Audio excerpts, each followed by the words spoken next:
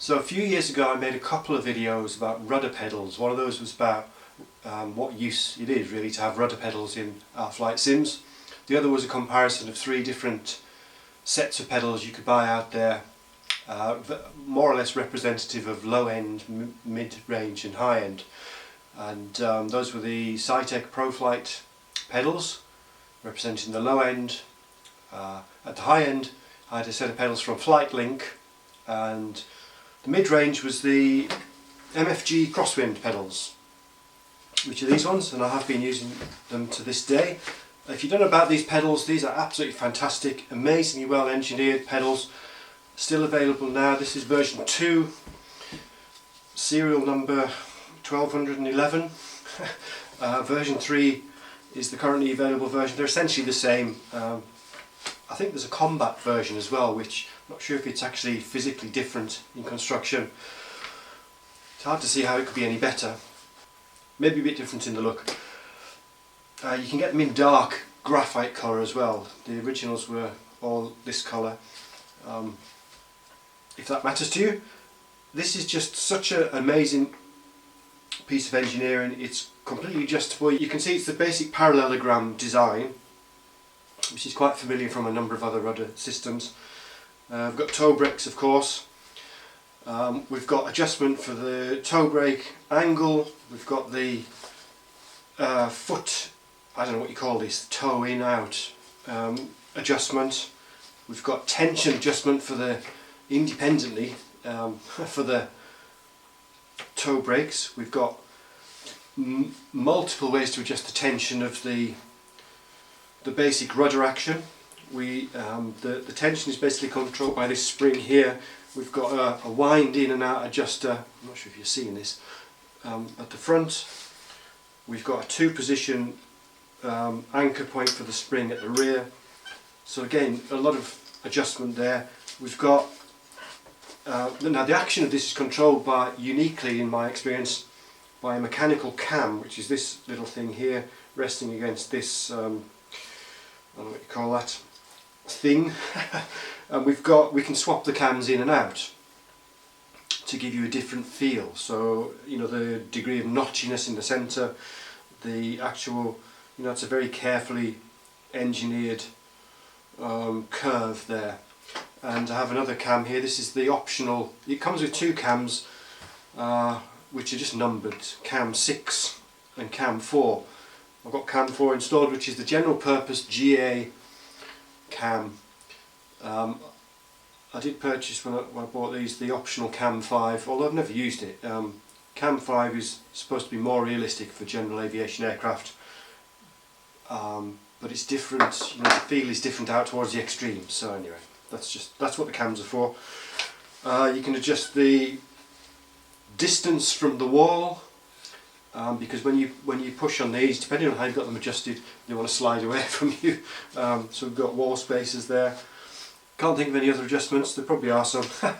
but why are we making this video? Well, in contrast to this very well engineered and very effective and very good value for money piece of equipment, my high-end option, which the Flight Link pedals, scores over this in one important and actually really quite significant respect, and that is the pedals are hydraulically damped. We have the spring action. You can probably see the springs on here. That's the return action. But inside of here we have 2 hydraulic cylinders, pistons if you like, which resist the pedal travel. And what that means is, well, I mean, in a nutshell, you feel resistance to pushing the pedals as if there's inertia. Like well, for example, if you're flying something very big like a DC-3 or a B-17, I don't think those aircraft have got power assistance in the rudder controls, other than the lever arms and so on. You know, you're going to feel it's going to be very hard to move that rudder quickly. And so what you're going to find is you can't move these things quickly, whereas with the MFGs, you know, you can cycle them very rapidly, and it's kind of unrealistic. So that's the one downside, or the one upside indeed of these pedals over the MFGs. Now you might ask why I haven't been using these pedals. Well, these are actually helicopter anti-torque pedals, and I mean the downside of that is there's no toe brakes. These are perfectly adequate as a set of rudder pedals if you're flying like a glider or a, well, it would be great for a glider actually, or a vintage aircraft without brakes. The other thing is these, I got these second hand, and there is a very, very slow leak in at least one of the pistons, and so it does tend to leak some oil. So that's the one regret from the MFGs, but I have stuck with them over the years. But recently a number of people have decided to try an aftermarket sort of modification of these pedals to add a damper, and it's been so successful and so popular that Milan, not sure if I'm pronouncing his name correctly, has decided to make an official upgrade, and indeed you can now buy a retrofit kit. The version 3 pedals come with, they have mounting holes at least for the retrofit kit already installed, and so that kit, I don't think you can buy the pedals with, it's an add-on. I mean, presumably you can buy the kit with the pedals new.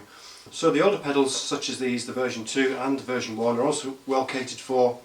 The kit is slightly different and the installation is a little bit more involved, but to cut a long story short, I have the kit here and I'm going to install it today and check it out. As with everything about this piece of equipment, the damper kit seems just extremely high quality, almost cheap. You know, it's well, I'll say something about that. It's £34 I paid for this, which is very, I mean, that's nothing. You know, I mean, the pedals were like 300, well, I can't remember now, it's 5 years ago, but €300 I think they were. So £34 is nothing. The problem with that is they come from, I don't know where Milan is, Croatia or somewhere out that way, and he dispatches them by DHL airmail, and it costs you £19. There's no option there. So, but you know, in mitigation they did come within, I think, 3 days. So, you know, that's the world of 2021. You want something, it's on the other side of the world. You snap your fingers and it's here before the weekend. But what you get for that is you get this apparently very well engineered damper. I don't know how the damper works. I mean, I don't know if it's hydraulic. Can it be hydraulic?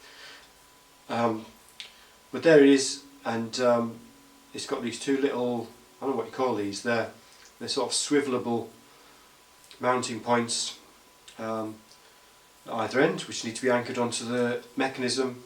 We've got I think it's something like a 24-step adjustment to the damping action, so we'll get to that in the end. This being the version 2 pedals, I think the only difference is we've got a mount, an adapter plate towards the well, front or rear, depending on how you look at it, of the pedals. Which adds I mean, essentially we're adding this one hole, which is where the damper is going to mount to. So, and we add that just by removing these two screws that hold the cam in place, and then bolting this on with the well, I think we get 2 replacement screws because they need to be longer. And then at the front we anchor the damper. So that's got an offset hole which is over here somewhere. And then at the front we anchor the damper, if I turn that upside down, through the main axle. Again, I think we need a longer screw, we need to dismantle this to install that. So that should be very straightforward. We'll do that and we'll be back.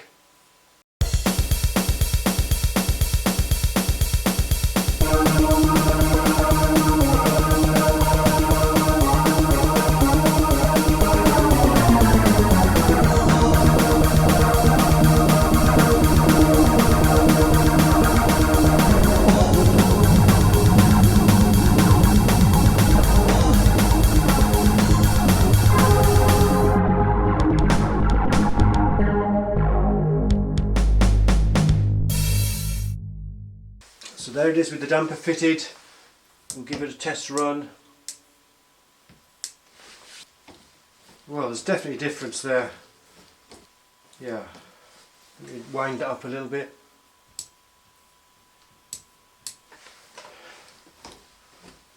Yeah, we've got some major damping there. Interestingly enough, it's not uniform. I don't know, there's a couple of things, two or three things there. There's there's kind of asymmetry to it. I'm finding going out with my right foot, it doesn't seem as damped as then pushing with my left foot. Almost as if it damps differently in a different direction. Although that said, there's also something about getting started. There's a kind of I can kind of rock it around the centre like that without much damping at all. It's difficult to say succinctly what the effect is there, because it seems to be different. Yeah, it's going to take some getting used to how this, there's something about the mechanics of that damper that mean it performs differently over time, depending on exactly what you do. But definitely if you sit and just rock like this back and forwards, it's actually, there's a lot of resistance there, and it does feel rather like the flight link pedals. If I go to maximum damping, that's maximum. You can see there's a slack zone, and then it just stops really. It's very, yeah, maybe that's realistic, I don't know. Let's come 10 out from maximum. That's a good setting. Let maybe go to 12. Yep, so we'll stick that in the sim, give it a go. So there we are, MFG Crosswind with damping. Easy enough to fit. There's a couple of ways you can fit this damper. You can have the damper asymmetrically mounted, which is the way that they seem to suggest mounting it first. You can switch this clamp around and have it so that the damper's centrally mounted. But of course the pivot is still offset because this is an asymmetric mounting plate. I don't know whether that makes a difference mechanically. I kind of like the asymmetric look. It feels good just experimenting with it on the ground, not connected to the sim. Certainly damps the motion out. Quite idiosyncratic in how it feels. I'd be interested to read about how this damper actually functions mechanically, because you definitely don't get a completely uniform damping motion under all circumstances, but it seems very complex in terms of the patterns of damping. So next thing is to stick it in the sim, give it a try.